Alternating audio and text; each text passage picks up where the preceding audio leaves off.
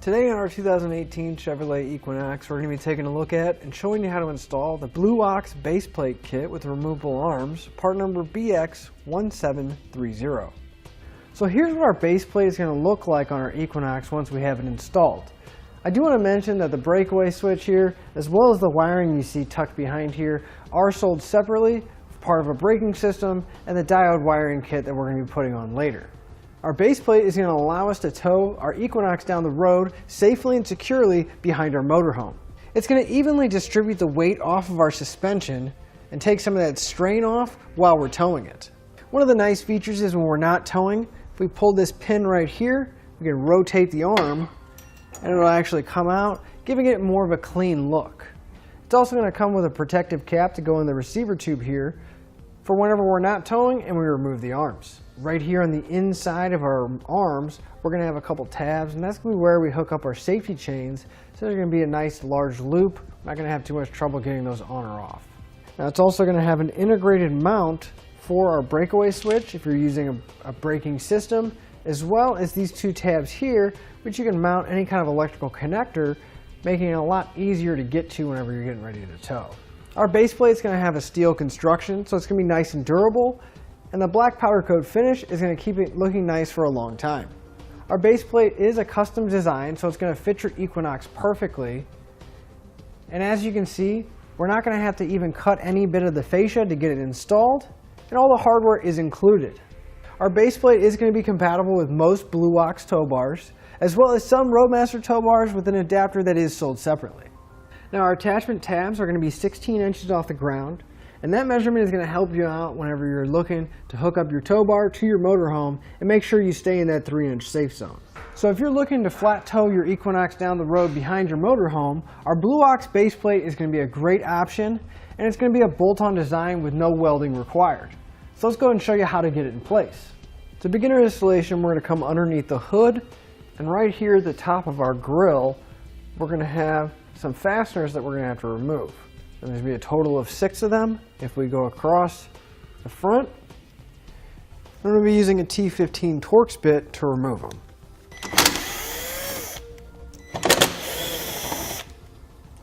Now if we move to our wheel well towards the front of our vehicle, we're going to have 5 fasteners holding it in place.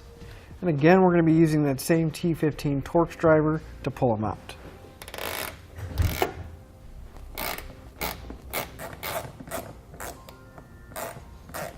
Now we have all these removed, we're going to remove those on the other side as well.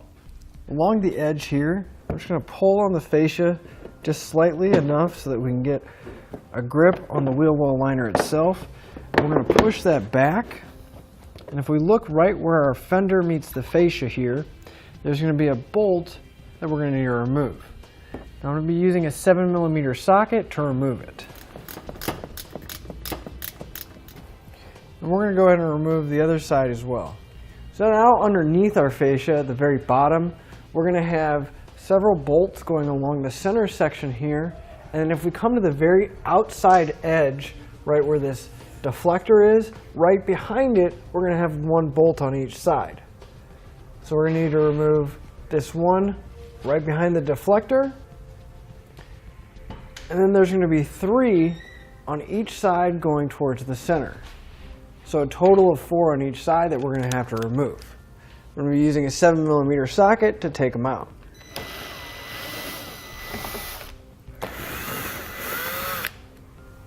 So now we're going to grab an extra set of hands, and we're going to start at the edge of our fascia where it meets our fender, and you're going to pull out slightly, and you're just going to start working your way up until it starts releasing. Now once you get to the grill section here, you're going to grab the grill and just slightly lift up till it comes off that alignment tab.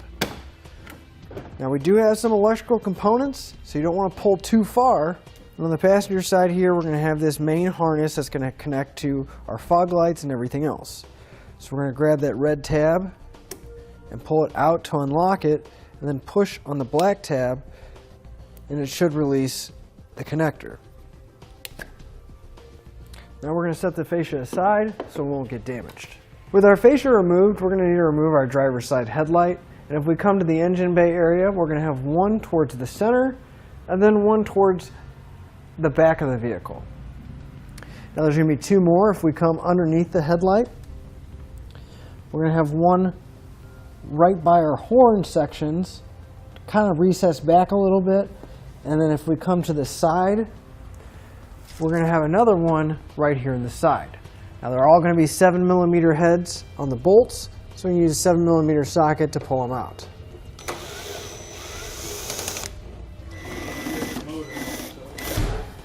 So with the bolts removed, we're going to go ahead and pull our headlight assembly out. You're going to want to disconnect the connector at the back here. So again, we'll pull on that red tab and then push on the gray tab, releasing the connector. And we'll set this aside so it won't get damaged. We are going to temporarily have to remove our washer tank bottle. Now we're going to have several fasteners holding it in place. One right by the filler neck. It's going to be a bolt holding it in, and if we follow it down, there's going to be another one attached to the cross member frame here. And when we come down again, there's going to be one at the bottom towards the inside, and then as well as one nut right here at the very front. Now they're all going to be 10mm, so I'm going to go ahead and use a 10mm ratcheting wrench to get the one up top here since it has limited clearance. Now if you're wanting to save the fluid, you may want to grab a bucket, siphon it out, or save it by pulling one of the plugs and letting it flow into the bucket. However, if you're not caring about saving the fluid, you can just pull one of the plugs and it'll start emptying. But you just want to make sure that it's not going to make too big of a mess where you're working. We're going to have 3 electrical connectors that are on our washer tank that we're going to need to disconnect. So you're going to grab a small flathead screwdriver, and if you come to the one connector here, you're going to want to insert it into the flat section and kind of pry up, and you'll hear a click that'll release the connector, and then we can pull it off. And we'll do the same thing for this one down here. Kind of pry up a little bit, we'll hear that click, and we can pull the connector off. Now this one up here is going to work just like our headlight and the other connector for our fog lights. We're going to pull that red locking tab out, push on the center, and pull our connector out. Now if we move up to here, we're going to have a plastic push pin fitting that's holding our lines attached to the tank. So I'm going to take a trim panel tool, I'm going to pull that off. Now we can work on getting the lines disconnected. Now I had a piece of hose that was laying around that's going to be about the same size as these washer hoses. So I'm going to pull them off one at a time and use your trim panel tool to help you, or possibly a flathead screwdriver. But you're going to want to pull it off, and it is going to start leaking. So what I'm going to do is I'm going to connect one end of the hose to one of the fittings, and then once I get the other one loose, I'm going to put the hose on the other end of the fitting, creating a loop, so even if it does start leaking, it's just going to go back into itself, it's not going to go anywhere. So we'll start working both the hoses loose, that way I don't have to worry about it leaking all the way out while I'm trying to get the other side of the hose ready. Once we get it pretty loose on both ends, we can get our hose ready and we can pull one of the hoses off. It's a good idea to go ahead and plug it with your thumb. That way once we pull this off and plug the new hose on, it's not going to start leaking out the other side. And you are going to have a little bit of leak. We're not going to be able to get it completely without any moisture getting out, but hopefully we can do it quick enough to where it's not going to leak all the way out and make a big mess.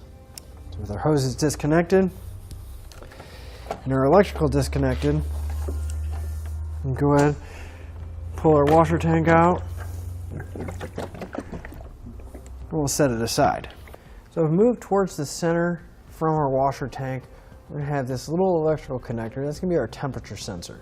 Now if we move to the back side where the wires are coming from, we're going to have another one of those little locking tabs. So we can pull it out and then push down on that tab and we can disconnect it. Now that's going to allow us to come behind it and rotate it. And we're going to work it out of the holder that's holding it in place. Now for the time being, we're going to go ahead and plug it back in. That way we don't lose it. But now we're going to come back to that plastic shroud that it was on, and we're going to be removing the push pins that are holding it in place. There's going to be 2 on each side, one on the top and one on the bottom. Then we're going to take a trim panel tool or a flathead screwdriver. There's going to be a small indentation on the push pin. You're going to push that center section out and get underneath it so that you just pull just the center section out first. That's going to release the clip and unlock it. And then we can come behind the outer section and remove the rest of the clip. And we'll repeat that for the other remaining fasteners. Once we have all those pulled out, we're going to go ahead and remove the plastic shroud. Now we are going to be trimming and reinstalling this later, so we'll go ahead and set it aside. Now towards the front again, if we move to the outside towards the wheel well area, right here we're going to see that flange at the bottom of our frame, as well as the flange here. That's going to be on the vertical support. We're going to need to get a hammer and we're going to slightly bend that tab in just so we have a little bit more clearance for our base plate. So just want to grab your hammer and you're going to want to go all the way across that vertical part and the horizontal part, tapping it in with the hammer.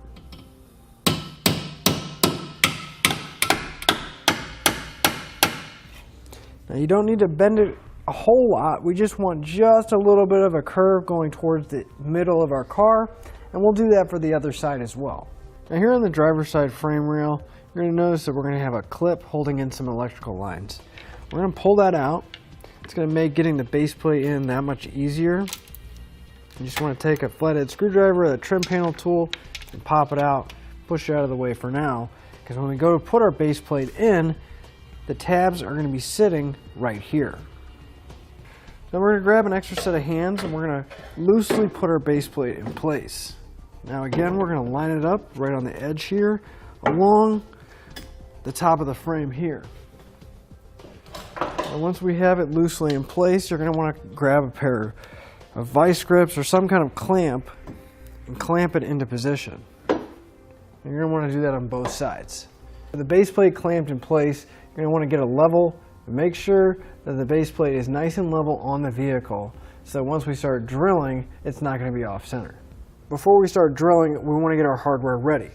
Now, they do recommend that you use a small amount of Loctite on all the bolts, so I'm going to go ahead and put a small amount on there now so it has time to set up while we're drilling everything. I'm just going to go along the threads here, just put a small amount. Now if we come to the side of our base plate where our mounting locations are, we're going to start with a very center hole on the top here. I'm going to come in with somewhat of a small drill bit and drill myself a pilot hole, making it a little bit easier when we come back and make the final hole size.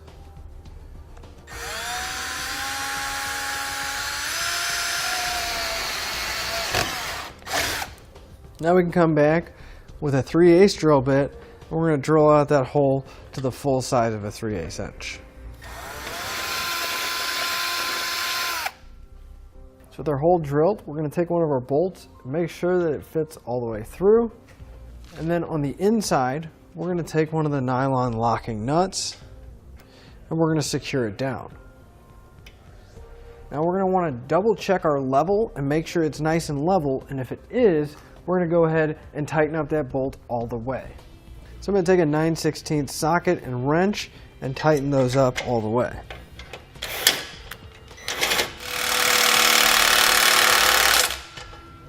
So with this side tight and on, we're going to go ahead and repeat that on the other side. With the center bolt in place on both sides, we're going to repeat the same process for the 4 remaining bolts. We're going to have 2 on top and then 2 on the side. With all of our hardware in place, I'm going to come back with that 9/16 socket and wrench. I'm going to torque all my hardware down to the specified amount in the instructions. And we're going to repeat that for all of our remaining hardware. The panel that we removed earlier, that shroud that was underneath the radiator here, we're going to need to trim it to put it back in place. Now basically where we're going to be trimming is we're going to save this vertical piece, but these tabs that are sticking off, we're just going to cut straight up and cut those tabs off. And we're going to do the same thing here on the driver's side, just going straight up and cutting those tabs off, but you want to make sure that you save that little notch here where we had our temperature sensor in place. So I'm going to be using a rotary tool to Just make it quick and easy, but if you don't have one, you can use a pair of tin snips or even a utility knife because it is just plastic.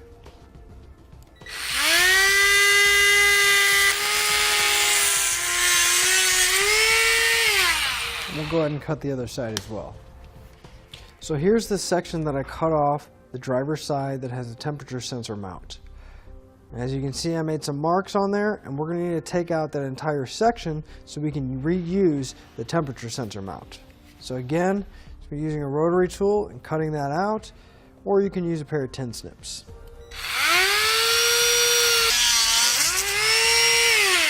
Just cut that little piece off. We'll get ready to mount this. So in our plastic piece, we are going to have to drill a little 1/4-inch hole right in the middle of the tab, away from our actual mount itself.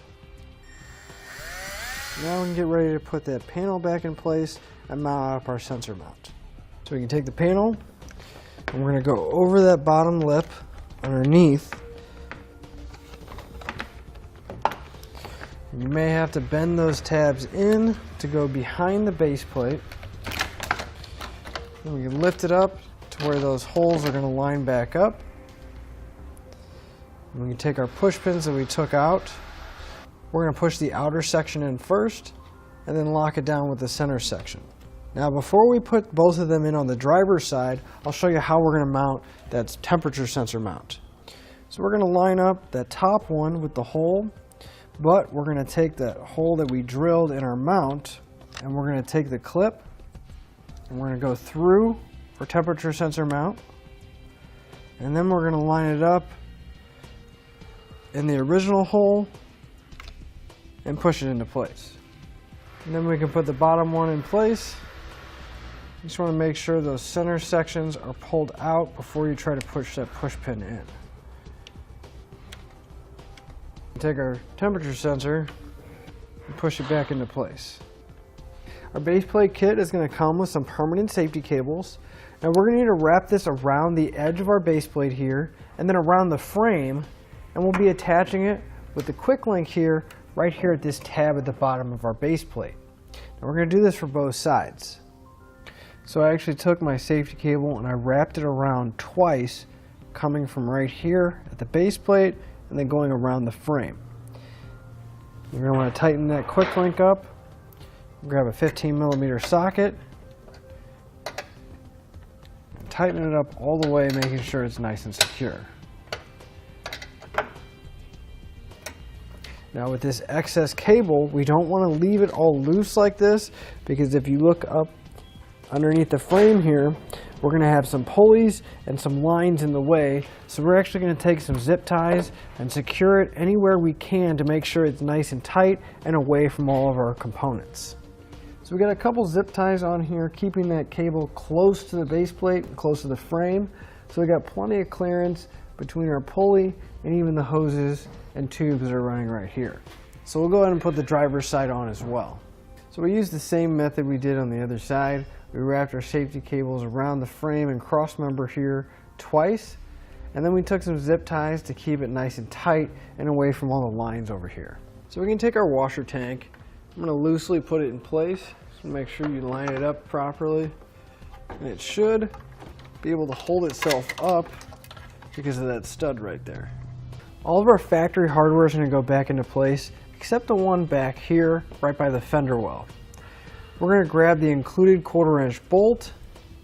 It's going to be the longer one with a small shoulder on it, and the washer that's in our kit as well. And we're going to thread it into place, and that's going to replace the factory bolt.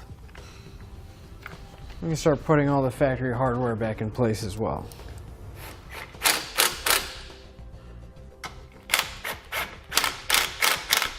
We can start putting all of our connectors back in place as well.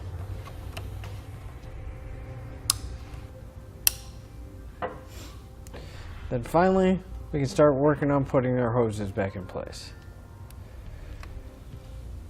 And again, just remember that as soon as you pull that hose off, it is going to start pouring out some fluid.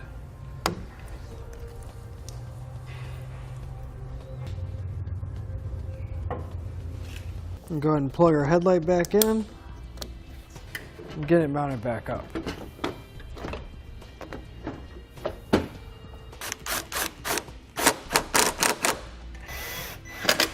Before we put our fascia back in place, if you are going to be running a braking system or wiring, now would be the time to go ahead and route those wires up front here, because it's going to be a lot easier to access everything with the fascia off. So we're going to go ahead and do that. Now with an extra set of hands, we're going to put our fascia back on. And don't forget to plug back in the fog lights over here on the passenger side. Now when we put this on, you're going to want to start on the bottom, kind of hook everything in place. And then slowly start working it on, because we may have to start guiding everything through. And once you have your fascia all the way back on, I do want to mention down here, we didn't cut anything, but as you can see, our grill is pushing on the base plate, so it is going to make it a little bit more difficult and a little bit tighter to get that fascia back in place. But in the end, it is going to look a lot nicer because we're not going to have to cut the grill. Now we can work on putting all the hardware back in place.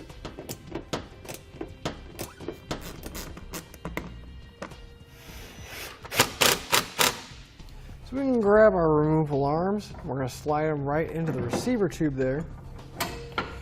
We're going to push it so that pin gets retracted. We're going to twist it until it locks into place. We'll do that for the other one as well.